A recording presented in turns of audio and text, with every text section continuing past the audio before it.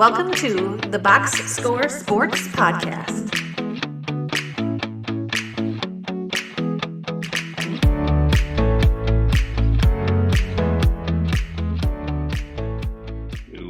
Okay, this is the Indiana Pacers exit interview.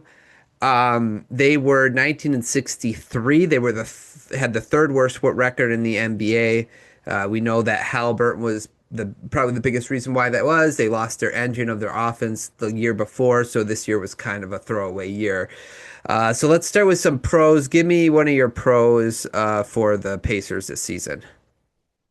So I thought one of the things that kind of kept up, even without Halliburton, was Nembhard and Nesmith. Mm-hmm. Like they still played really good, even without Halliburton, without that extra spacing that they were used to, without they still played at a fast pace, but without that frenetic pace of having Halliburton out there, which I thought was a good sign for them. Sometimes we've talked about it in some of these playoff series, dependent players.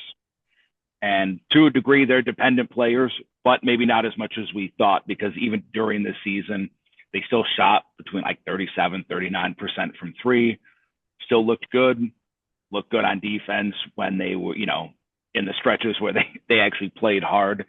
I think that's a good sign if you're looking forward to next year and Halliburton coming back, is these guys still on the younger side and maybe a little more proven solo players.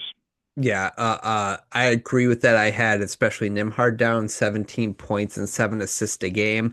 So yeah, it's cool. I guess the silver lining of the season is that you got to see some young players develop a little bit, and now you can maybe even do a little bit more with your offense that you might not have unlocked if Halliburton actually continued to play, because development's there. And I guess that's the another pro was just you got to see Jarius Walker kind of take a little bit of a step up. You got to see Kobe Brown, who they traded for from the Clippers, who played pretty solid on their team, and then Shepherd get some more playing time. So you got to really work on development of these young guys this year to see how they might fit into your team next year with Halliburton healthy. So that's another pro. Not a lot of contending teams get a year to evaluate and develop talent to help them the following year. They're usually worried about winning. So that's another pro I have on the season. Yeah, my other one, just my last one, builds off of that, is just coaching. Mm-hmm. Carlisle's a really good coach. Even though it was a punted season, in stretches where they played hard, you saw his style, how they do things, getting that development, and kind of figuring it out, which, they made the Zubac trade. Like they think that can fit in, but, you realize that you had a hole, fill it now while we can. But having a coach that has really kind of evolved over the years is such an advantage, so that they can just pick up running next year, assuming health. Like, all right, here we go. Let's roll it back out. Yeah, agreed. The last thing I would say is Siakam's still good. I think that's good for them, because again, he was he's kind of like their second player that they need to be good. He had 24 points. He 48% from the field was and then 35% from three. So he's still playing at a really good level. He's 31. We'll see if that continues. As they get older, they digress. But I think that was a good Siakam season. It also feels a little bit like a wasted Siakam season, a little bit, but he's still good. And then you got anything else for pros? No. Yeah. So I did put down Zoo. I think he's a good center. They need a center. I think bringing him in a year early and letting him get used to everything before you come in with Halliburton, I think it was a good kind of strategy, but I couldn't rightfully put him in the pros entirely because of what happened. So I just want to, almost like an honorable mention. Like it's kind of okay. Like it's kind of good, but I just don't know if the ending was worth it all. So I just wanted to add that in there. Yeah, it's like right on the edge, and you just Right. hate that the fifth pick, it had to be the fifth pick, and it went. Yes, correct. So let's talk about the cons. Maybe are we in agreement like the Zoo trade overall is kind of maybe a little bit more of a con than a pro because of that? Yeah, and I put because it runs parallel to it of just having a cheap owner Yeah.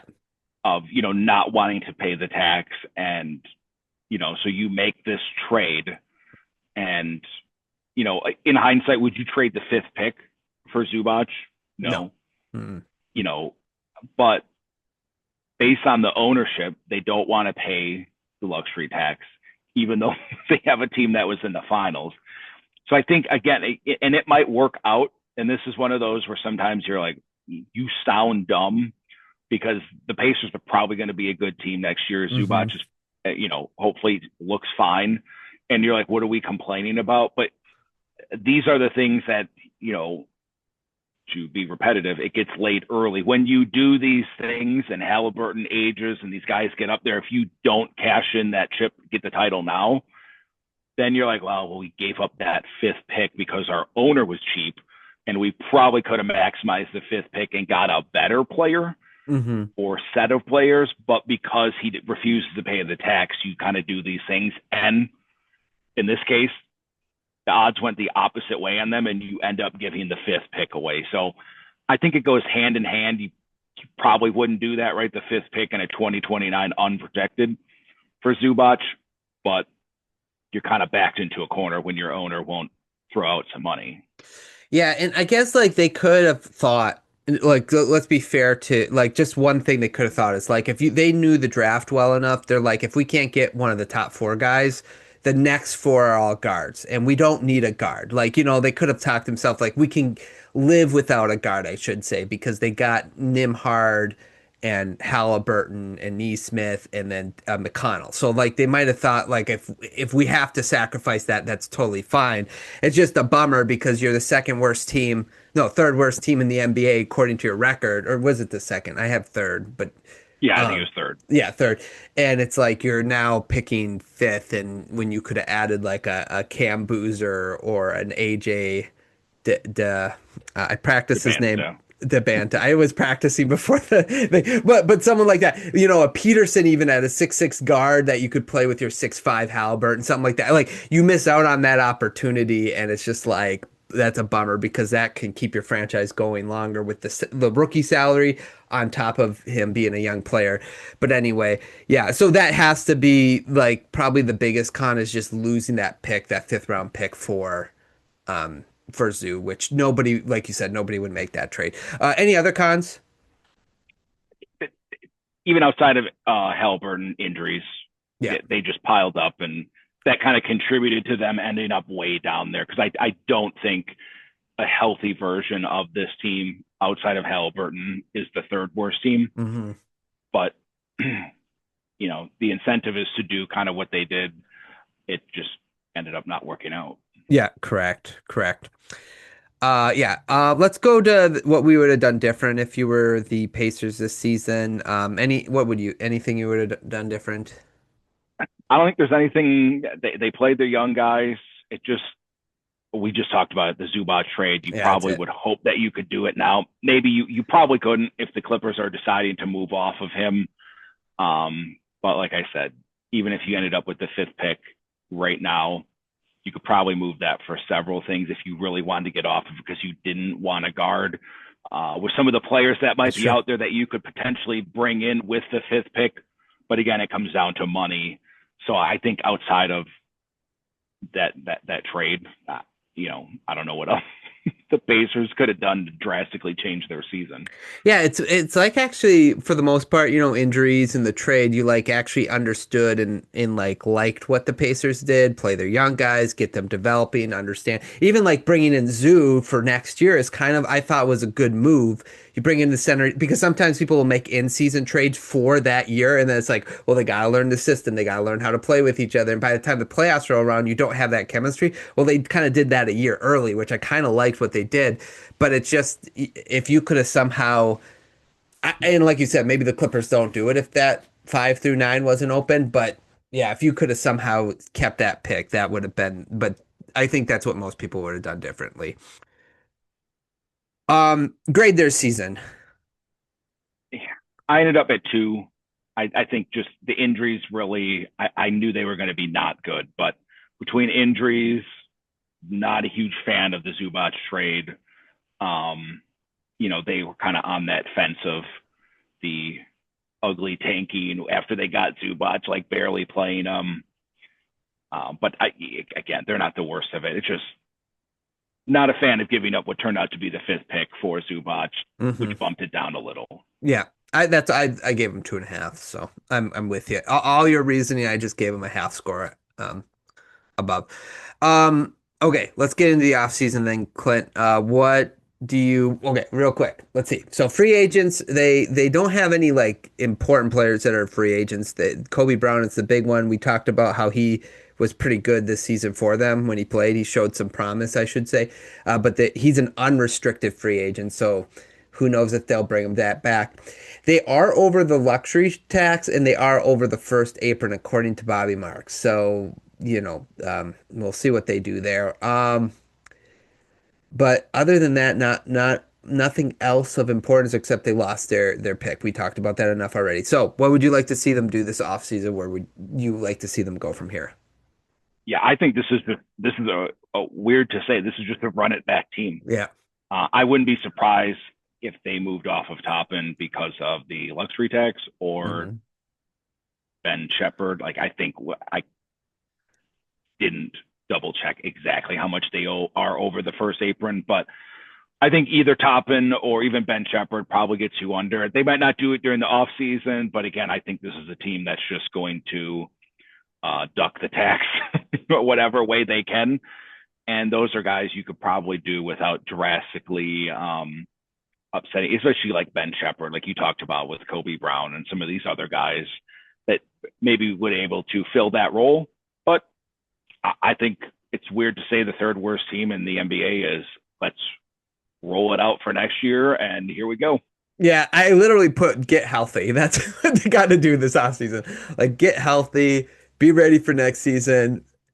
Yeah, I totally agree. They'll probably make a trade. They are $4 million over the first apron at 213, and the apron is 209. And then that means they are, what is that, 12 million above the luxury tax as well. So the one Obi Toppin gets you out. yeah, I think well, and that's the one thing is I guess maybe keep an eye on is could they kind of take a little bit of a swing where they're like 2 for 1 with a team that has some cap space where they can because I think even above the first apron, you're still okay with doing that, right? Consolidating Yep. salaries, the second apron, you can't do that. So I wonder if it would be like a Topping and Shepherd, if they would like take those two guys and swing for somebody with a team that has cap space that wants a little bit more depth, and then like the Pacers might have to throw in some like a pick or two in there as well. So there is like a potential for a little bit of the swing. I don't know if obviously there's no big swing that they can do because of their cap restrictions, and I think like Siakam, Zubac, Haliburton, Nimhard, Neesmith, those are the guys you want to roll with anyway. Yep. Long shot. Only long shot I could, and I by no means think they're going to do it. The only one I could think of is if something worked out and they traded Siakam. Okay. He's kind of like the only guy that's like on the fringe of older for this team, Hmm.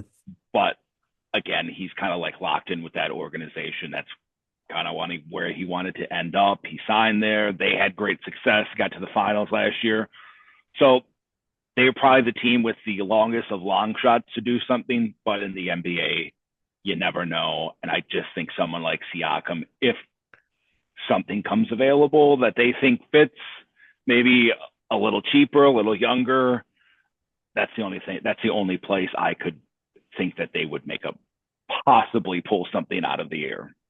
Yeah, that's a good one. I was thinking like a 2 for 1. I put Herb Jones down. Could they trade like Shepard and Toppin and get Herb Jones, and then you got less salary? You'll get probably below even the luxury tax with that trade potentially because I think Herb is only like 20 or 20 million. So I think they'd get below that. So anyway, so that's sort of long shot. Herb Jones is like 26, somewhere in between there. He's young. He's a good defensive player. He'd run the court fine. He's not a great 3-point shooter. He's a little below average. So you'd work with that. But that was the only thing I thought of. But I really think, like we talked about, this is a team that's going to be like copy paste, except less injury markers from this season and next. Okay, anything else on the Pacers?